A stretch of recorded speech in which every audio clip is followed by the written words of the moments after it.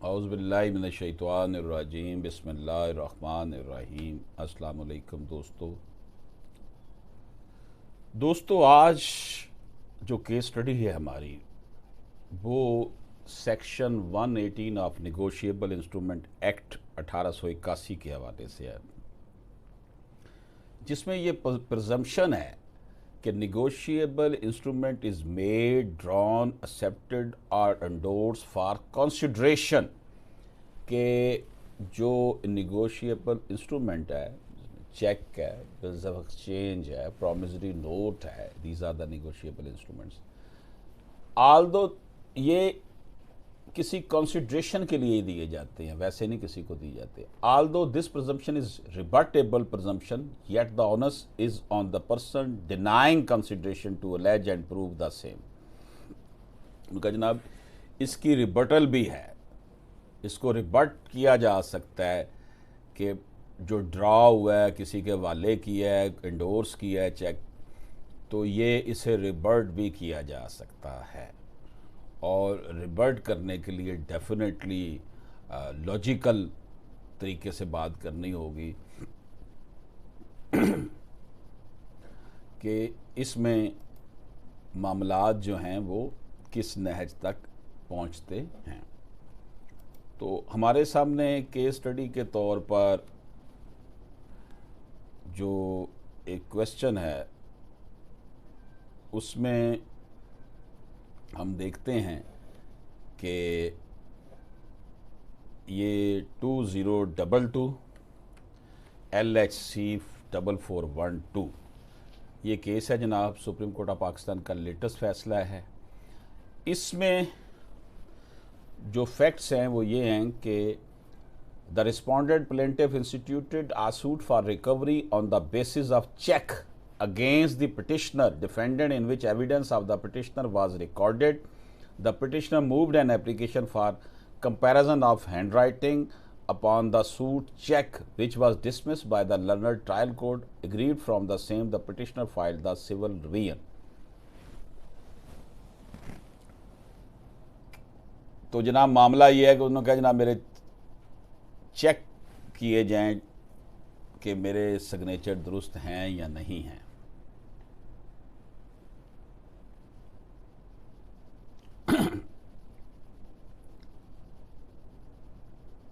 Petitioner ने और respondent ने भी whether the admission of signature on a cheque facto amounts to execution the cheque. अब जो तो रिस्पोंडेंट है जिसने पैसे लेने हैं उसने कहा जनाब इसके सिग्नेचर चेक करवाए जाए, जो कि वाकई उसके होंगे। जिसने पैसे लेने हैं, पैसे देने नहीं, जिसने देने हैं, जिसका चेक है उसको के लिए उसने दरख्वास्त दी, जो कि उसने अदालत ने डिसमिस कर दी।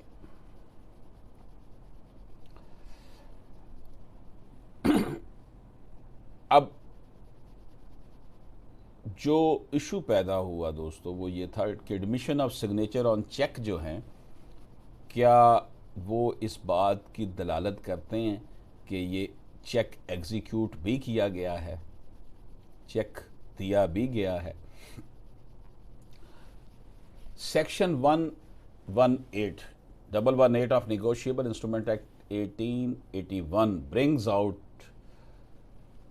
in this manner that the said provision merely creates a presumption with regards to certain aspects of negotiable instruments. However, such presumption is rebuttable and can be proved to the contrary. यानी कि ये presumption यही है कि check उसने दिया होगा, कबूल किया है, एंडोर्स किया है, उसी ने दिया होगा, फॉर सम कंसिडरेशन ही दिया होगा। वैसे कौन किसी को चेक देता है, किसी पैसे लेन देन के लिए दिया होगा। लेकिन वो कहते हैं जी रिबर्टेबल है। अगर आप इसके कानून इसको रिबर्ट करेंगे कि जनाब ये ऐसा नहीं ऐसा हुआ, तो फिर दुरुस्त माना जा सकता है रिबर्टल।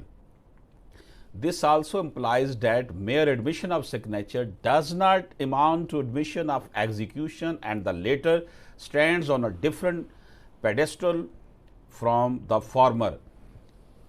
तो इसमें यहाँ तक कहा गया कि सिर्फ सिग्नेचर करने से, चेक के अगर अब सिग्नेचर जो है वो दुरुस्त हैं तो उससे करने से ये क्रिएट नहीं हो जाता कि वाकई ये पैसे उसने उसको देने हैं। The admission of signature on a blank cheque without insertion of date and amount therein is not an admission of the execution of the cheque. ये हासिल कलाम है जनाब कि अगर ब्लैंक चेक पे साइन कर दिए जाए, उसके ऊपर डेट भी ना हो, ठीक है जी, अमाउंट भी ना लिखी हो, तो उसे ये नहीं कहा जाएगा कि ये चेक वाकई एग्जीक्यूट किया गया है। सिग्नेचर अगर हैं लेकिन डेट नहीं लिखी हुई, अमाउंट नहीं लिखी हुई, ठीक है जी, ना डेट लिखी हुई है ना अमाउंट लिखी हुई है, तो फिर ये आप रिवर्ट कर सकते हैं एविडेंस में जाकर के चेक एग्जीक्यूट नहीं किया गया था। Mere admission of signature on cheques does not amount to admission of execution of check.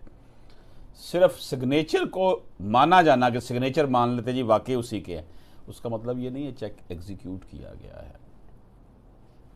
और इसमें सीधी सी बात है कि in civil dispute pleading by lay the foundation rather forms the bedrock of the list of the parties respectively poor so when the parties are obligated to produce their evidence within the contours of the pleadings and any evidence beyond pleadings cannot be read। ये इसमें ज़मीनन बात अर्ज कर रहा हूँ कि सिर्फ ये एडमिशन करना कि जनाब एक तो सिग्नेचर का आ गई बात, सही है कि प्लीडिंग जो भी होगी उसके ऊपर ही आपने एविडेंस देनी है, प्लीडिंग से बियॉन्ड नहीं एविडेंस आपने करनी। तो ये हमने देखा कि जो निगोशिएबल इंस्ट्रूमेंट्स हैं, चेक है, उसमें कंसिडरेशन वाला फैक्टर ज़रूर है कि आपने दिया, कबूल किया, ड्रॉ किया, इंडोर्स किया for some consideration, but these all aspects are rebuttable, आप उसे रिबर्ट कर सकते हैं। और यही जो नुक्ता हमने डिस्कस किया कि सिर्फ चेक के सिग्नेचर एडमिट करने से ये नहीं हो जाता कि जनाब वाकई चेक किसी ने इशू किया हुआ है। अगर चेक ब्लैंक है, उसके ऊपर डेट नहीं लिखी हुई, अमाउंट इंसर्ट नहीं की गई, तो उसे रिबर्ट किया जा सकता है। तो दोस्तों आज के हमने इस केस लॉ में ये पढ़ा, चेक्स पे अगर दस्तखत नहीं हुए हुए, सिर्फ दस्तखत हुए हुए हैं सॉरी, लेकिन और इसके अंदर रिबटल आ गई है, ब्लैंक है, उसके ऊपर डेट नहीं है, तो उसकी एग्जीक्यूशन नहीं मानी जाएगी। अशरफ आसमी एडवोकेट को इजाज़त दीजिए। अल्लाह हाफिज़।